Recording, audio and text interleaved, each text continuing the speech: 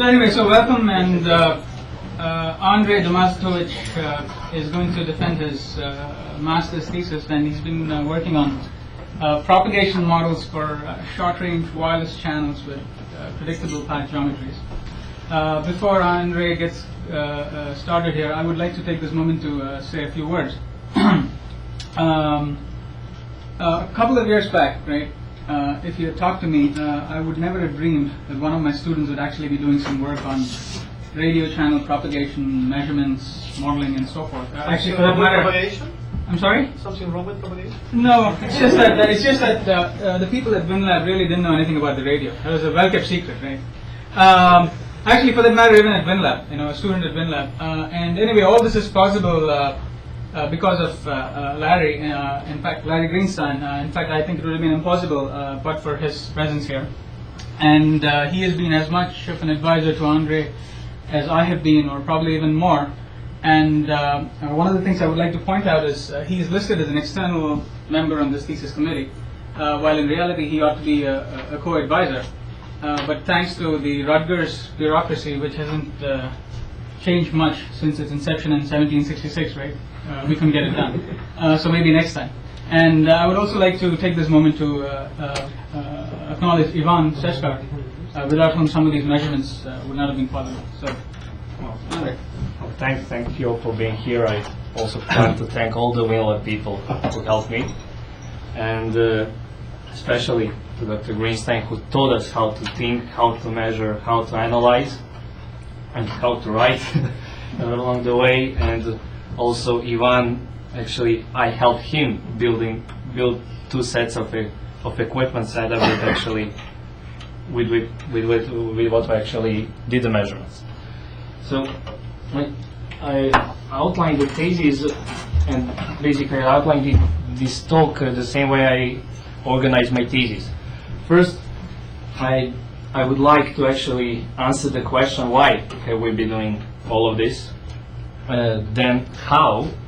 And in doing so, I would just give a few punchlines on the background. That's basically detailed description are in the thesis. Then I'll explain the measurement program we conducted, which has a huge part of this effort. And then I'll present the results and the models we derived. In doing so, I will miss the detailed description of the scatter component that's incorporated, which I'll present afterwards. And then I'll try to summarize everything and draw some conclusions. So it all started when I came here, I think 3 months after I came, when we first tried to simulate the simple modem for the use in infostations. And then when the modem was done, we started actually looking for the appropriate channel model to simulate this model, and we couldn't find one. And I went through literature, asking people asking people, internet, and we couldn't find the appropriate one. And it's mainly because of the reasons and limitations we had for our system and the wide area cellular systems that people are mainly interested in. So I contrasted a couple of key features, but the most obvious one is that I've never seen actually a model dealing with distances on the order of a couple of meters between antennas, like 100 meters closest and then further to kilometers, mainly interested in the performance of large systems on the cell edge. Also, we had an idea to use a low power, wideband, brief connectivity, and also possibly very high bit rates. So in going through the literature, I could actually divide all the models. You can do it in several different ways, but we did it according to some criteria I'm about to explain, in two types, like deterministic and stochastic. The difference being, in deterministic, you actually compute the channel response given the system parameters, and in the stochastic, you simulate that response. So basically, the main idea, besides this one, also called site-specific, is, maybe you can tell us more about it, is to divide the sphere around the transmitter into cluster of rays and then trace each ray from the transmitter to the receiver, and all the rays that are coming to the receiver imparts the delay, phase, and each amplitude, and throughout all the space you can actually, with the right modeling of reflections, diffractions, you can compute the actual received phasing. So far, it was mainly used for indoor purposes because there the position of walls and ceilings is usually known and fixed, whereas for outdoors it was a little bit tricky. I also tried to use the WISE tool for the outdoors, but the WISE was designed for other purposes rather than basically predicting small-scale fading. It was designed for optimum placement of the base station. The other approach is stochastic, which implies measuring a large number of channel responses, and out of which actually stochastically modeling the channel response. It usually has the shape of a step delay line where coefficients vary in time, and sometimes it's like 6, 12 depending on modeling question. What I'm about to present today is the combination of both approaches, which we call deterministic-plus-stochastic, which basically involve, the idea is sort of simple. Let's track each ray that we can, and what we cannot account for this in the stochastic manner. And we could do so because our system and our system has some really nice features that we could make use of. We assume that we'll always have line of sight present, then we'll have no shadowing, very short range, and the main idea is that the user behavior, the trajectory within the system coverage, will be predictable. In other ways, I'll talk about this a little bit later. When you have a car going along the street, the idea it will continue with probability 1 along the road rather than going off the road. So, because we scaled down the system for basically distances 20-30 meters, it became obvious that the geometry and the environment will have a huge impact on the radio wave propagation. So we divided those environments into something we call scenarios, and we named them typical scenarios, having in mind those scenarios where we hope the infostation system will be deployed. So for each of those scenarios, we used ray tracing, basically geometry, antenna patterns, and reflection coefficients to model the channel response. Then we, of course, performed measurements to actually confirm the model, and actually also to refine it before we actually produce the channel models for each of dimension scenarios. So according to this scheme, I will also be presenting results a little bit later. So background a little bit. I've started, in Thesis you can trace everything from the 18th century Maxwell's equations. I tried to write a brief introduction. Here I'll only give a punchlines and some formulas we used in our models. For the power density flux, which is given as a transmit power divided by the area of a sphere around the antenna, for the omnidirectional case modified by the actual antenna gain, which can also be related to the square of the magnitude of the E field divided by intrinsic impedance. For free space it is 125. Also, that relates the transmit power, the E field component, and density flux. Also, the received power at a certain distance is given as a flux multiplied by the antenna aperture, where for these purposes you can think of it as an area that collects the radiating energy. So also it is given by this formula. This is for omnidirectional case, also modified by the actual antenna gain. So what we are going to use first is to relate the E field with transmit power at the reference distance d naught. And that E field component will be the input to our models, that will that basically traces each ray from the transmitter to the receiver. We do it for unit gain in general because actual antenna gains will be considered with each model array separately. Also, the received power from this can be actually related to the received electric field component through this equation. And know that its relation, like in electrical circuit theory, would be like voltage and power through the unit resistance. Here is antenna aperture divided by intrinsic impedance. And finally, for like a single ray propagation, what I call is we use this formula to calculate the E field at the distance dr from its air distance between antennas, as relating it to a reference value which is in a far field, which is d naught. For frequency, we use 5.3 gigahertz. We consider 1 meter can already be considered to be in the far field, and that is what we use. So, in each model, first we calculate the electric field component at the reference value, then trace to the receiver, but there may be several different rays, and the receiver is at the distance dt from the transmitter. Now dt being ground distance between antennas, because this is position we want to relate. And also we assume that we know the antenna heights. Then calculate the received electric field, which is vector sum of the arriving fields, and which is the model output. Then relate that to the received power, because the power is the quantity we measure. And finally, we compute the path gain, because we don't want to have results dependent on the transmit power. Yes? Do you consider polarization? Yes. I'll show it. So for linearly polarized, we used only linearly polarized rays.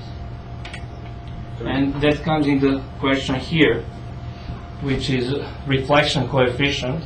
A lot of times I've seen the approximation to use the value of 1, which is okay if you're working at large distances, and also can be seen here to converge.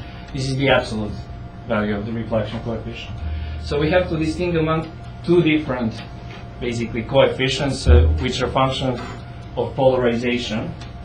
Now quickly, the plane that contains the incoming rays, the reflected and transmitted, is called the plane of incidence.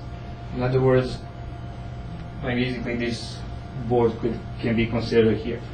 So when the E field vector is in that plane, it's referred to as a parallel or vertical. It's a little bit awkward in my mind because you generally associate it differently. And when the E field is perpendicular to that plane, this formula applies, but it's also called horizontal. Normal, parallel and normal. Yeah. Mm-hmm. Versus vertical and horizontal. Yes, but I would I would generally associate vertical with normal, but it's not actually. It's vertical because the E field is in the plane of incidence. It's parallel to the plane. I think they just count from the direction of a normal. So if you think, forget about plane, Yeah, just consider direction of a normal, then it makes sense again. So, generally, I mean, this formula applies when the magnetic properties of the two media are the same, and when basically the media of origin is a free space. And generally, these coefficients are plotted with respect to angle, but we plot them a little differently here.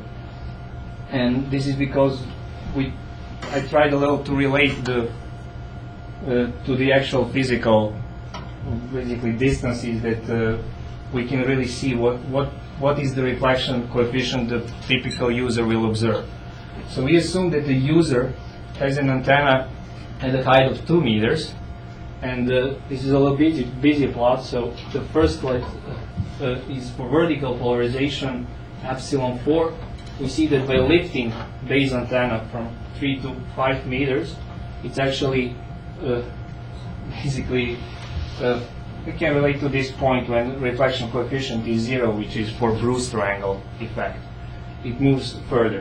It moves even further when the epsilon is increasing, which is the electric constant, and also it is a function of polarization. In other words, for horizontal, it goes straight, converges to 1, where for vertical, it will actually go to the negative, but I'm plotting only the positive out here. And finally, the antenna pattern is basically the function, or basically spatial function, how the antenna shapes its radiation. These are idealistic pictures for like dipole, which is like uniform. Basically, it's unidirectional in the H plane, and it has a directivity issue in E plane. Also, H is, if you mount the antenna upwards, is like the azimuth, and E plane is referred to elevation plane also. So we assumed these graphs are actually from the antenna Kushcraft manufacturer, and for omnidirectional antenna, well, this is, I mean, it's a unit circle in the H plane, but in the E plane is given as this graph. And second type of antenna we use is directional, where the blue line is for directivity in H plane of radiation, and the red line is for the E plane.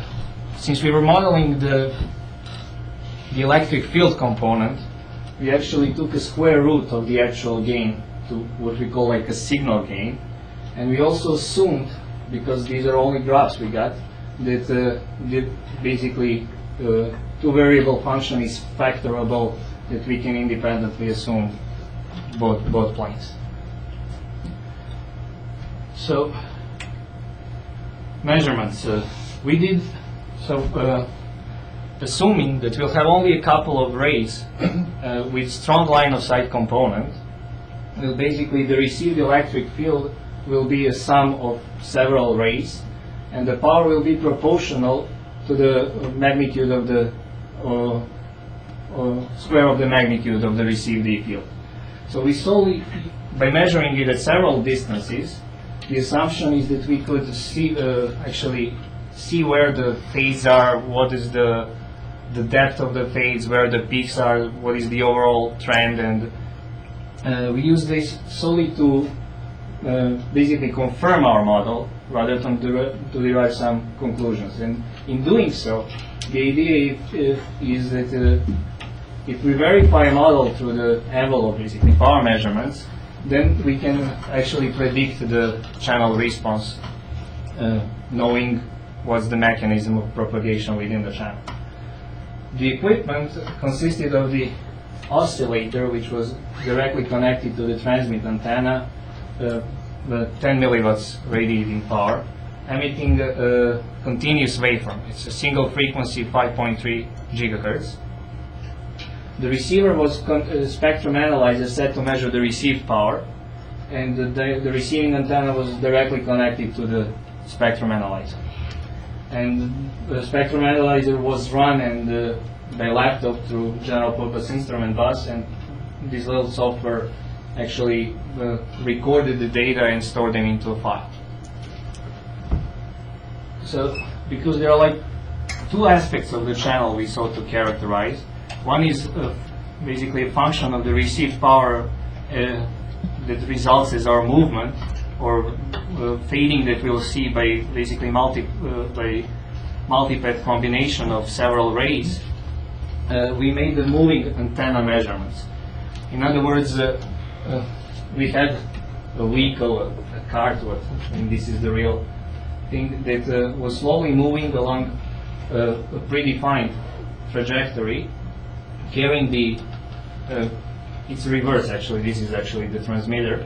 The receiver was here and basically measuring equipment below, and along the moving, when taking measurements at a constant sampling rate, having a constant speed, we could relate the received data to the equidistant positions along the actual trajectory.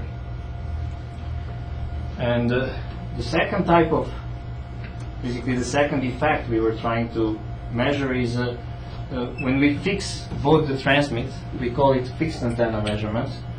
Both transmitter and the receiver, we have them fixed. In other words, all the large objects that we expect rays to be reflected from are fixed. In other words, multiplet of the strong rays does not change.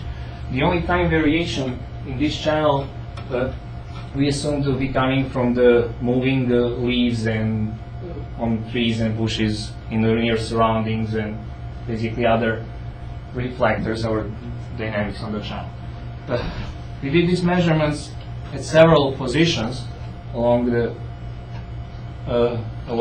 trajectory, and we were measuring the received power over time periods of 15 minutes and more.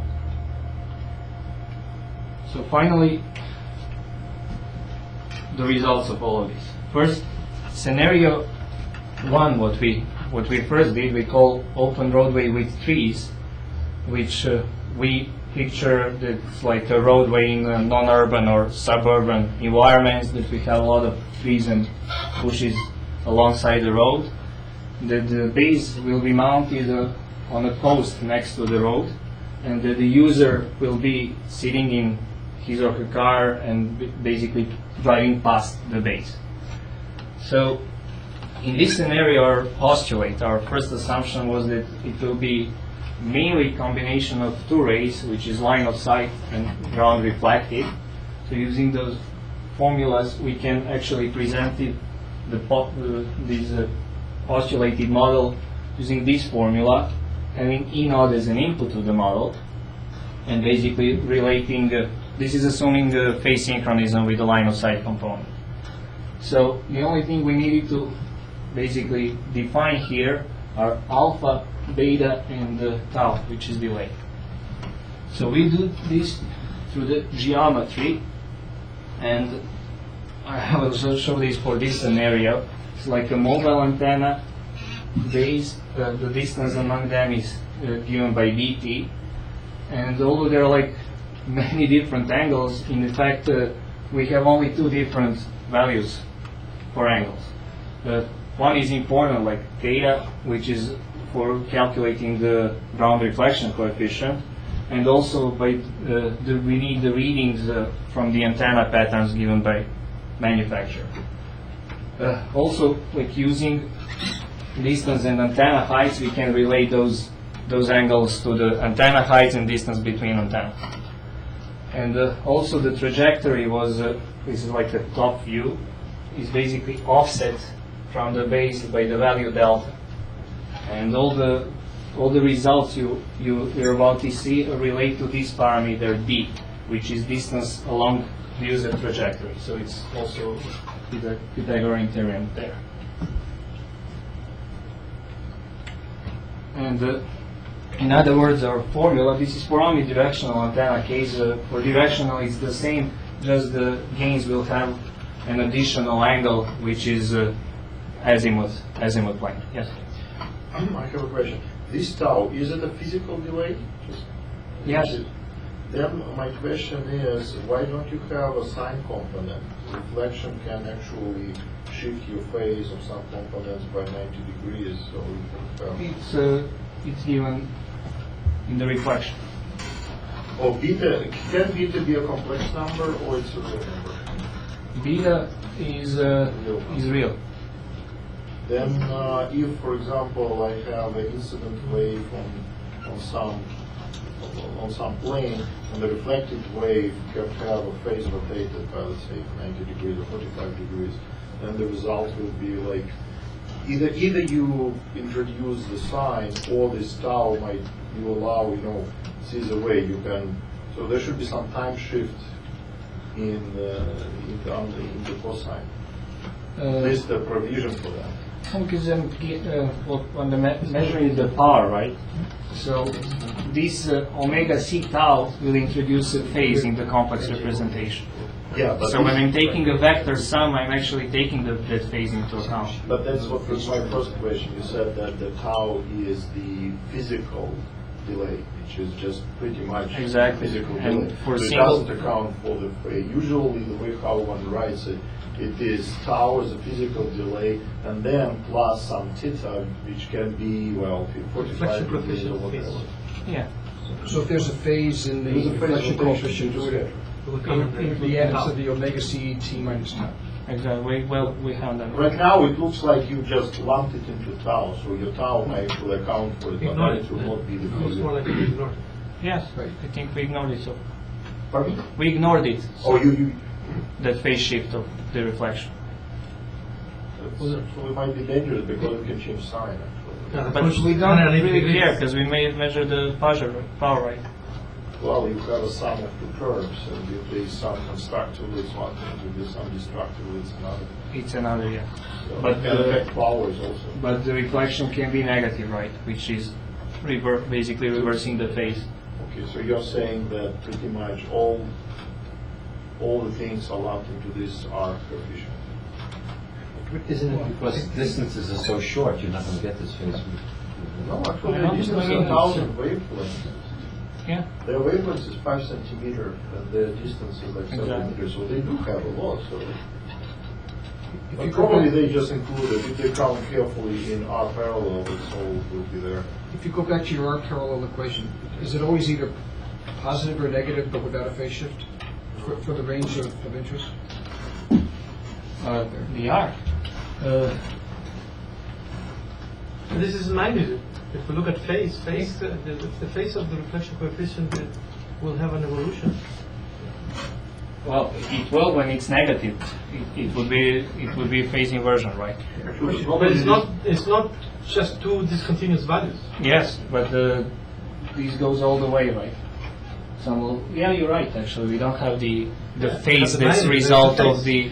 Actually, probably in your case it's not that relevant, but there are a lot of materials which have complex permittivity. For example, water it has Oh. those, and then it's Yeah. it will be all over the place. We assume that actually we're reflecting from ideal dielectric. Okay, so it's That's also the assumption, because we don't have, for instance, this dielectric constant can be complex. So When you have the absorption, wet ground is not allowed, like after the rain. well, everything is allowed, but then you need to take the complex value for the coefficient. And if you see how it's defined, like for very high frequencies and for low conductivity of the material, it's the imaginary part is completely negligible. Sure, I think for water it's pretty significant, almost all frequency. Well, for That's water, a- I've only seen that's like the reason- several different values of epsilon, but given real. That's actually For water. the reason why you don't have propagation of high frequencies inside the water, because the imaginary part is so high that when you get onto the incident onto the water, it exponentially decays inside. That's why submarines, for example. But you're agreeing with him because that phenomena happens to be significant at frequencies above 14 gigahertz. No, you were not there yet. At 1 or 2, I think this is 5. 5.5. So So, at 5 is also so water is not yet a significant absorption effect. He avoided measurements when it was raining. Pardon me? He avoided measurements when it was raining. No, Yeah, it was small. I mean, I don't think that sound bad is true. Concrete. Why go out there and get wet? So, to summarize, I think your assumption about phase is that it's either 0 or minus 1. Yes. 0 or 180 Yeah, degrees. basically that's to deal with this And that's consistent with assuming that the reflection coefficients are real. Real, yeah. real, That's exactly. fine. Then we can look at the books and see how good the approximation is. My hunch is that below 15 gigahertz is a pretty reasonable assumption. Well, even for water, I've only seen like several values, like 4, 25, and 81, depending on the water quality, but real numbers. That's what I've seen in Rappaport's and Jake's and some other books. Because of conductivity. So, let me return back. Now, using these formulas, basically all these dependencies can be actually related to a single parameter, and that is the distance along user trajectory. So alpha coefficient, which stands with the line of sight component, is basically that ratio with the reference distance within actual line of sight distance modified by the receiving and transmit antenna gains. The same thing goes for the ground reflection, including the reflection coefficient, and the delay is like excess path divided by speed of light, which is wave velocity. So first that we needed to establish in our measurements and actually validation of this model was repeatability. In other words, if we do measurements a couple of times, how repeatable are them, how basically believable are our results. And for both antennas, we had 5 runs plotted one on top of the other. And we see that for directional antenna, it's almost identical here. It's a little bit shaky here, but it's still good enough. What's the difference between left and right? This is for the omnidirectional antenna, and this is for directional, used as the base. The receiver was always omnidirectional. So, comparing, this is what our model gave us. The curve, and this is one of the measured curve for omnidirectional antenna. So, are you treating both polarizations? Or are you assuming that you launch vertical and there's vertical coming up? Yes. This is vertical here with buildings we'll have.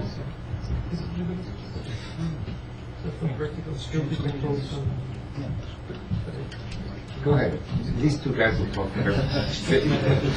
So, what we saw is that we actually nicely predicted the overall shape of the measure curve, where the phase and peaks are their level, but we also could see that we had like a grassiness in this curve, which we assume is a low power background scatter coming from the trees, basically leaves on trees and bushes and other movements in the channel. We measured them and modeled them using fixed antenna measurements, and this is the part I will explain later. And basically I'm just gonna call up on this and plug this scatter, low power scatter we modeled into the model, which I'll show to be basically, it can be modeled as a Gaussian process with zero mean and variance that's related to the basically RMS power of that scatter, which we empirically model. So what I stated at the beginning, that we will have like a deterministic component in the model given here, and also the stochastic. In other words, this branch, we simulate those low power background scatter, where those two dominant rays we calculate. And eventually this is, in essence, this should be presented as a tap delay-like structure, where coefficients will be dependent on both the position and time, will vary in time and position, but for a single frequency measurements due to central limit theorem, we got these as a Gaussian, complex Gaussian process. And also, I will show that it is like actually 20 dB below in power versus deterministic component. So for many applications, we believe knowing these details may not be necessary. So plugging this in, for omnidirectional antenna case, we now have this comparison which we modeled, which is the red line, and measured the blue line. You do have sort of a challenging parameter feeding problem, because you end up with 4 parameters on a noisy data set. So it must have been difficult to actually try and find the best alpha, beta, and sigma square. Well, alpha and beta, well, the assumption is that we know the antenna heights. So you computed deterministically the alpha and beta. You didn't try to fit those. No. Only adjusted. There's only one parameter. So only sigma square was. Only sigma square was adjusted. Okay. And for directional antenna, it looks like this. So we tend to believe that we have very nice agreement between our predictions and the measurements, and we only can see that those RMS scatter we modeled fully account for the drassiness we can see in the measure curve. So there are like two other points I'd like to make with reference to scenario 1, and which is that although we could not measure the phase, we did not measure the phase, but the model is a complex and it can predict the phase of the received signal. And this is a plot with, again, with the basically phase versus distance along user trajectory. And the other thing we want to point out is the effects of the antenna directivity on the received signal. In other words, how was the antenna mounted? We had like a base and the mobile going along, basically traveling along this trajectory, the way we explained, but the antenna was mounted to have the bore side perpendicular to the user trajectory. And since the directivity was 3 dB beam width is 120 degrees, and we passed very close to antenna, like meter and a half, we can see here that we are within the antenna main lobe only for a couple of meters, where we experience better performance, like 8 dB approximately at the peak. When we leave the antenna main lobe, basically the performance is worse. So some conclusions we believe is that using several directional antennas covering the system and appropriately mounting them, we can benefit with comparing to the use of a single omnidirectional antenna. So then we proceeded to scenario 2, which we imagine is a sort of an urban street where we would have buildings on both sides of the trajectory. In our basically deterministic approach, we would have 2 additional rays that are reflected from the buildings, and we would have like 2 more components, in this hub. Where now the tau I basically delays will be again computed through the geometry, along with with basically the gain. The only difference here is that with respect to the building walls, the polarization becomes horizontal, so we had to use different reflection coefficient. And first is repeatability test, which is again, we believe that experiments for both directional and omni antenna is very repeatable. And we can see that comparing like the predicted and measured curves, it looks very similar to those to the curves from the scenario 1. In other words, those 2 rays only impart a little brassiness of the measure curve, versus what we had, like only 1 additional ray in scenario 1. So this is the model we produced using the same model for the scalar component as in scenario 1. I will explain when I come to this how we actually model for this. So, is the directional channel a better channel, the one with the directional antenna? Well, depends how you mount the antenna, obviously. No, if you saw that profile over time. Yeah, and depends what's the definition of better. Right. That's what I'm asking. What's your metric? If it is the received power, right, then you'll get some gain, because directional antenna has higher gain, but only when you're within the main lobe of radiation. If you leave it, so the variance of the power is actually larger. Yeah, so it's like if you Why do see you go back and show that picture? Yeah, that you had both, right? Yeah. Here, for instance, you can see like 30 dB fall off in the first 15 meters compared to like 20 dB. Depending on how your algorithm can adapt the power faster. Right. A lot of system performance is determined by the tail behavior. Yeah, So this could have worse, has worse tail. depending on your system issues.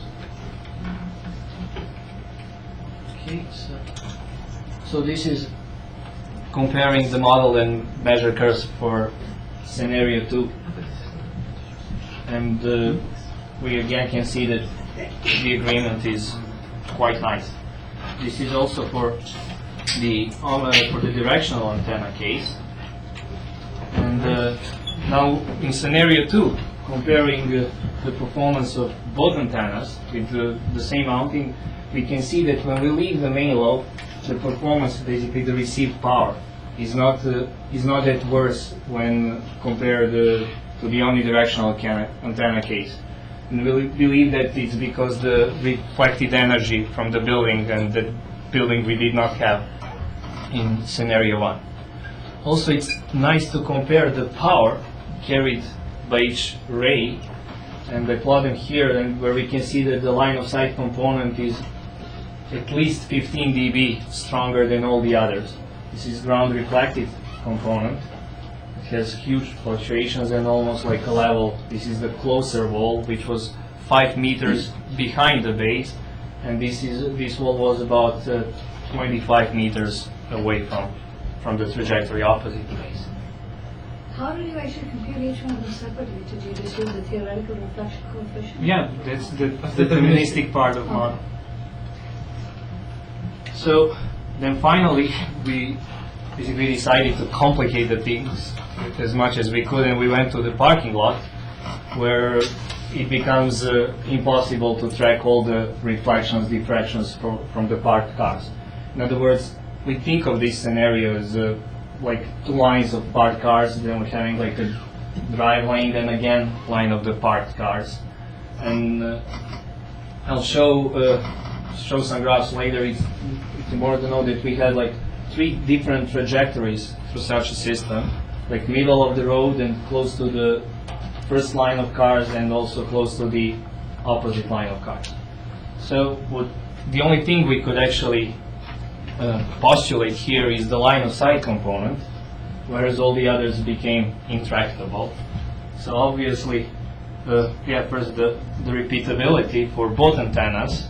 I offset those curves by 5 dB so that we can observe them separately, because if you plot them, you couldn't really see. You also see that it's relatively repeatable. The experiment is relatively repeatable.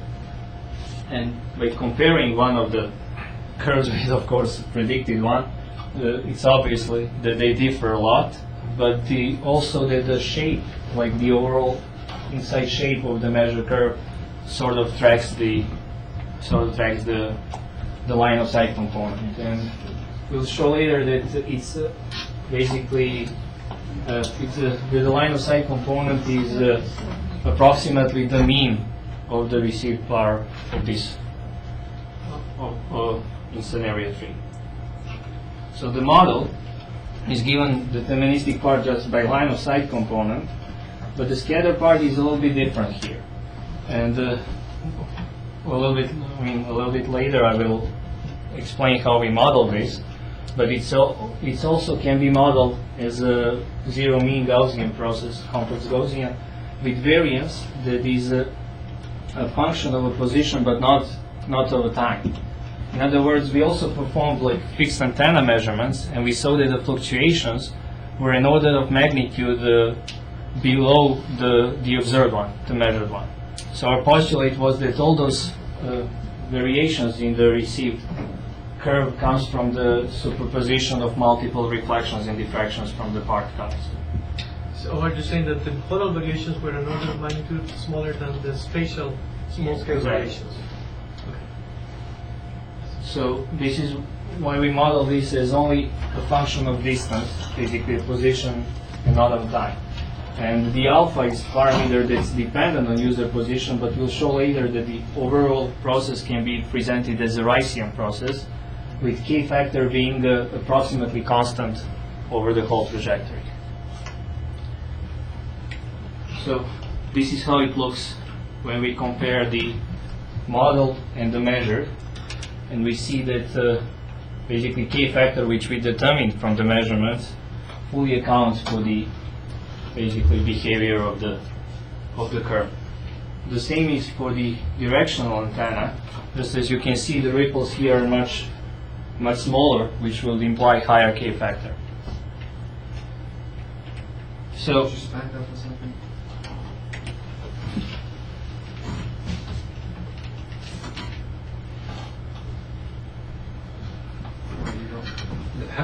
The model consistently has wider excursions. I mean, the red goes shooting down a lot more. Yeah. What was the video bandwidth of the spectrum analyzer? Of the, So you have a bandwidth, right? Yes, yes. I think So are it you was really 20 following megahertz. I'm sorry. Go ahead. No, there's something on the kilohertz must be. So you're detecting a CW. Well, it was So it's a low-pass it filter. was actually the market was put on the maxi, so the whole span was 20 megahertz, but we actually But then measured you the would be taking maxi. a lot of noise if no, it couldn't be 20. Never mind. The span. Not the span, the video. The filter bandwidth. The actual bandwidth of the filter. Oh, you mean the? Right. I think it's. Oh, I can't quite. It's 200 or 300 kilohertz. I'm not quite sure. I have to check. Yeah, you went from 10 No, meters to that- 5 meters along your trajectory there, and you popped up 6 dB for a directional antenna. This is still line of sight, right? Yeah, line of sight plus model, basically simulative scattering. And I was looking at the previous one. It looked like for halving of the distance, it went up 3 dB. Is that right? Am I looking? So, There's a few dB. Why is dropping faster? Pardon me? and I just I'm just dropping here. Why is dropping why is faster the with- slope double with the directional antenna? But again, because you have your. I mean, you have this. Same thing. You pass the Did you flow. miss that picture you showed? Maybe over go there? all the way back to this. Go back to the two. There it is. Yeah, there. You're passing by and the beam is But like this. it's the way the antenna was mounted to actually have the bore side perpendicular. In other words, you're cutting through the main beamwidth rather than staying in it. Okay.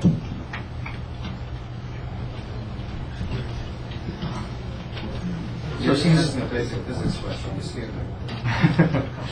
okay, since we determined sort of that the channel was right here, now we wanted to also give some sense on the system parameters. How do they influence the K factor? So the first plot is basically those three different trajectories. In other words, whether you're passing here basically close to the cars in the middle of the road or close to the other line of cars. And those are the measured K values and some least square feet. In other words, you can see that you can be like 1.5 dB better just by driving in the middle of the road. With lifting the antenna, basically base antenna, from like 2 to 3.45 meters, we see that the slight increase in the K factor. And we're using directional antenna, we see that we have like a couple of dB better performance in K. I wonder whether you're splitting hairs because you're worrying about a couple of dB variation in K factor, and but you still have this random component. Yes. Does it really that if were you just to assume it constant, would it be just make No, it's constant. That's what he says. Oh, I'm sorry. And that's exactly what he's saying. I was trying to Yeah, think that's while you were right. talking and I wasn't listening. Kind of chew and walk at the same time. Yeah. So, in other words, for instance, these 2 points correspond to the same system parameter as these two, but we see that the values are different. So that's another point because they were measured on a different day with different number of parked cars, different seasons. So in other words, what we suggest is basically we pulled out all our experiments, which is total 29, ran in fall, winter, and spring on 6 different parking setups using both directional, omnidirectional antennas and base antenna heights going from 2 to 3.5 meters. And basically the K was in the range of 8 to 13 dB with the mean of KdB, 10 dB. So in other words, for simulation purposes, one can take 8, 13, 10, depending on the basically feeling. So these are our model's results, and the thing I didn't actually explain in great detail is the analysis of the scatter component that we modeled. So first I'll explain it for scenarios 1 and 2. Those are the data. We perform those fixed antenna measurements, which is basically trying to model the channel variation over time that's resulting from those scatter. And the first thing was to basically to see what type of random process are we observing. And by comparing the CDFs, these are at 21 different positions along the trajectory from 1.5 to 16 meter distances. These are just 4 plots. We see that the overall the process can be well modeled by Rician process. And also the K factor of that Rician for scenarios 1 and 2 was always above 20 dB, and computed via moment method. Also, what you can see here is basically our equipment has a quantization step of 0.17 dBm. So in order to basically cancel that effect, we assume that the quantization is uniform, so we deter the data. In other words, we would get basically the step CDF would be jumping on different steps. Yes. Have you tried to block the line of sight component so that it does? Because the problem here with the measurement is that you have one component which is significantly larger by like 10 dB or more than the rest, and you measure only powers, and then you have quantization error on top of that. Would it be nicer to first block it so that you don't have this overwhelming component? Then consider the rest. How do you propose that you would do that? Just to take some kind of patch. And how do you make it doesn't diffract around? That's probably the harder thing. It's impossible. It's impossible exactly, but you can have that. It will have to be an infinite plane, and by then you block the other signals. No, it is possible. That's how they measure the antennas again. They measure antennas in echo-free rooms. Yeah, they put Pretty sophisticated. It is. So here one can have a patch and just put it in between. No, But I think we're taking the discussion to the different domain, which is perfectly valid. But if you want to have a model that is realistic of field conditions, then that's different from trying to characterize a theoretical antenna pattern in free space. They're both valid. They serve different purposes. Yeah, I know. Just if one has this kind of quantization errors, I'm just wondering how much accuracy one can get. But Ronaldo, what are you saying? It seems reasonable to, if you have something that's 30 dB up above another thing you're trying to measure, I understand that if you put something in the field pattern, you're going to change things significantly. It's not reasonable to expect that in the field you're going to block any particular rate. That's fiction. No, you can't. That's true. That was Because no the only way to truly block any path is to have an infinite metallic plane, and by then you block everything. But how then you distinguish two models? Because you see, even if you don't do anything, You don't. it is a key factor of, let's The say, goodness of the model is by some statistic metric that compared to measured data. So you can talk about the standard deviation of a prediction error, or you can talk about how the goodness of the fit of the CDF. That's how you would. If the Rician is 13 dB, it means that with accuracy of 5%, pretty much just single ray describes all. If your system performance is dominated by the first 10 dB, then that's right, and it's the right thing to do. Okay. And some other system is taking advantage of the scattering If I need, like, component. if you need this enough 30 dB, then you go a step further. Well, number one, you would have to tell me what is your receiver that inexpensively will have a dynamic range much in excess of 10, 15 dBs anyways. Because now you have to have an analog to digital converter with 20 bits, Exactly. right? So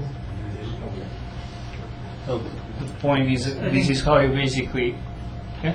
Well, if you're near the end, I'll wait until the end. oh, he's I'm not near. All right, just a preamble. Next comes in. Okay, this is a minute. More fun.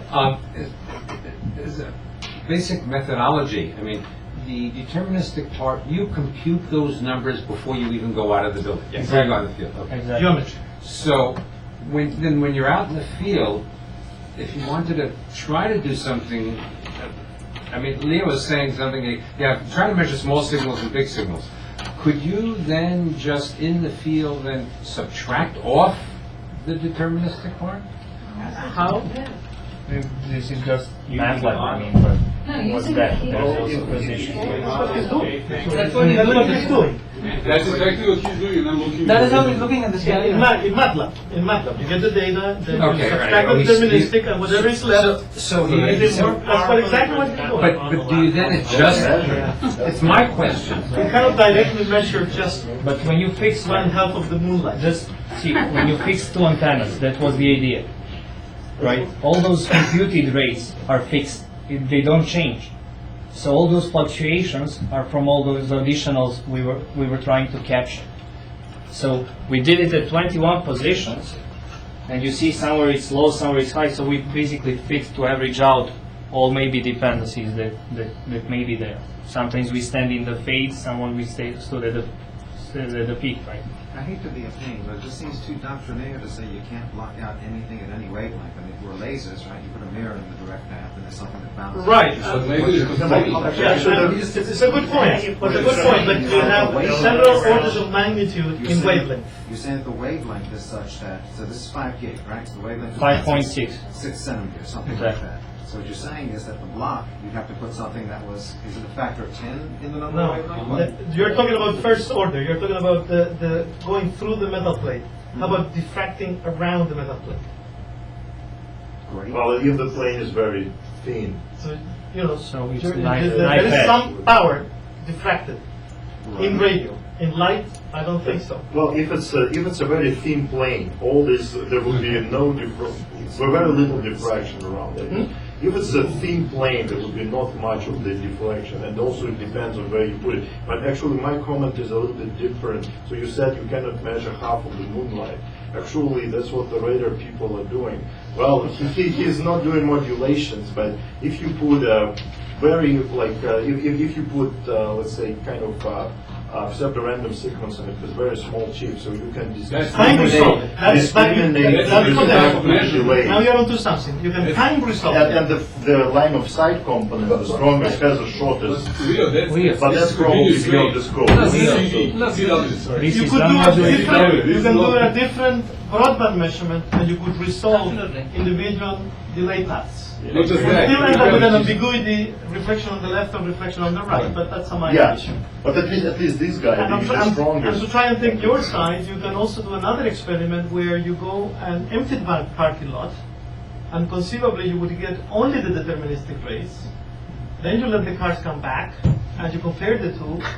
That wouldn't work because he measures only powers and K-meter phases. But the point is that scatter is 20 dB below what we can compute. Do we really want to know the details? Sometimes you need it, sometimes you don't. Most times you don't.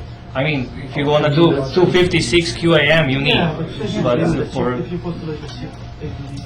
so, okay, first we fixed antenna for scenarios 1 and 2. We wanted to see whether the directivity of the antenna influences the model of the RMS scatter. And we actually had two different fits of 21 positions. We see that the slope is, for our purposes, similar. The RMS of the fit is only below 1.5 dB, and those curves basically are quite similar, that we can use a single model for both directional and omnidirectional antennas. So this is for scenario 1, 21 points ranging from 1.5 to 16 meters. So so then we went further, deciding that we'll only use omnidirectional antenna model, and we went to 4 different environments corresponding both to scenario 1 and 2, and did measurements at 6 different positions along trajectory.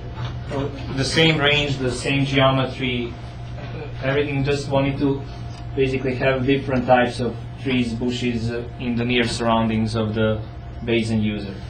And those plotted are the individual fits of basically all the data. But we can see that by pooling all the data and producing one average fit, which is given by this equation, we have only RMS error of 1.8 dB. So we decided to use only this fit for all the scatter in scenario 1 and 2.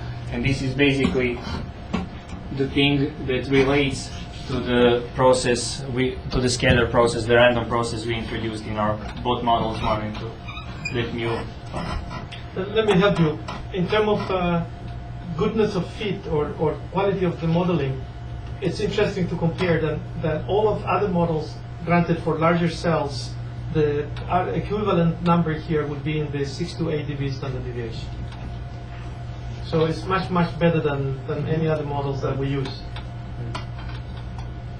So we went also a little bit further, and we actually tried to see the spectra of the spectrum of this scatter. And this is a little bit busy slide, but let me lead you through this. We had a little problem. First, when you want to do the spectrum estimation from a finite number of data, that implies windowing. So there were like several methods available for those in literature. We used Blackman 2 key, which basically says compute the autocorrelation, window it, do the Fourier transform, and that's your estimate of the power spectral density. So we use Blackman window. You can use any window, but this one gives us like about close to 60 dB side lobe suppression, which we want. Do you have like complex numbers there? Were you able to measure the phase? No, I'll tell you something. It's also power, right? And we use this bias auto-estimate formula for estimating the correlation. Now the only problem here is that that method applies to signal samples. That's your point. And we had power samples, basically discrete time measurements of the received power. So in the thesis, it's fully derived. I'll just basically pull out a couple of the key formulas. In other words, when it's also the process can be the signal process can be represented as a fixed plus zero mean complex Gaussian process. So taking its power is given by this formula, and this is what we measure. So finding the mean relates to the actual values here, and if you define the autocorrelation of this complex component as this, you can work out that basically the autocorrelation of the zero mean power process of the autocovariance is given as this and can be actually worked out to be this value. In other words, the only assumption here we had to make that the spectrum is even function about f equals 0. So if it is even, then this is real, and then we can compute the signal autocorrelation from those values that we can actually estimate from the power. So we actually did it for all 21 positions, and we plotted the things on a dB scale, one on top of the other, and shifted them by the same amount to have the maximum of 0 dB just for comparison purposes. And we can see that its spectrum is really narrow, and then basically it's highly consistent, and it is far from the U-shaped spectrum of Clark that's generally considered, because we are fixed here, we're not moving. The average, this is the average of those 21 spectra, and basically looks quite nice, and also we just wanted to point out that it can be well approximated by this fix. 1 over There's some 0.17. physical significance to that. Yeah, the speed at which leads move. Is that right? What did you say? What The about speed at which the leaves move what's float in the air. phase jitter of the equipment? That's also No, that's because we What else had, is moving? okay. We had this You know, jittering I kept sampling wandering frequency. by. Yeah, the Roy X moving. Maybe it's the breathing rate of the operator of the equipment. Can be everything. But the thing is, yeah, you're right. We had this little jittering sampling frequency because it's not perfect equipment. So in order to basically to solve this problem, we did the cubic spline to a uniform time scale.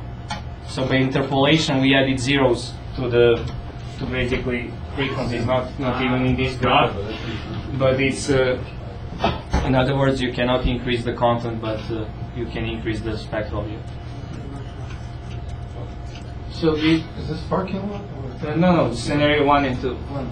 So for parking lot, this is only I try to keep the budget of slides. You can also do the same analysis for 1 and 2, like comparing the CDFs, compute the k-factor via moment method. But we also wanted to show something else here, which we found along the way. Basically, by normalizing, this curve here is a measured one, where we actually subtract, or subtract on a dB scale, normalized by the line of sight component. And you can see that those fluctuations are fairly, it's random, but it's fairly equal in our view along the user trajectory. That would imply that the k-factor is constant, approximately constant along the user trajectory. Also, if you do the normality test of what you received here, it looks like this, which is implying log normality. But we also, this is given in the appendix, so we found some nice relationships between log normal and Ricean distributions, which basically states that if you go from Ricean process, taking its power, converting to the dV, the standard deviation will be related to the k-factor by this equation. And also, we observed, this is by just comparing the CDFs, that when k-factor is 10^12 or larger, the approximation of the log normal process with Ricean or Ricean with log normal is quite nice, and the approximation increases as well as the k-factor increases. So how we use that here is basically by normalizing the data, compute the standard deviation on a dB scale, relate it to the k-factor, and if it applies log normality, if such k-factor is greater than 10, then we can assume the process to be Ricean. This is the alternative method for computing the k-factor from the received data. So before I actually finish, I was asked about what I thought would be the ballpark values for the RMS delay spread, and this is the thing we could not measure, but by just computing it from the deterministic components, deterministic only components, this is our estimate. It looks like this for the scenario 1, which is less than a nanosecond, and for scenario 2, it looks like this, basically dropping to 2 from 3 from starting around 11-12 nanoseconds. For scenario 3, where I had only one ray, I couldn't do much. I can only actually cite the paper where they measured something similar, and they reported the value of about 20 nanoseconds for the RMS delay spread. For the scatter component. That would be for the scatter. For the scatter component. So they didn't account for the theoretic. So it's basically the ballpark values are around like 10 to 20 nanoseconds for people who need this, for this type of short channels. And well, it makes sense that it should be in the same ballpark than indoor measurements, because the distances are comparable and more or less in the same range. Maybe outdoors the objects are not as close distance than indoors, but also in indoors we have more rays than yeah. in outdoors. Okay.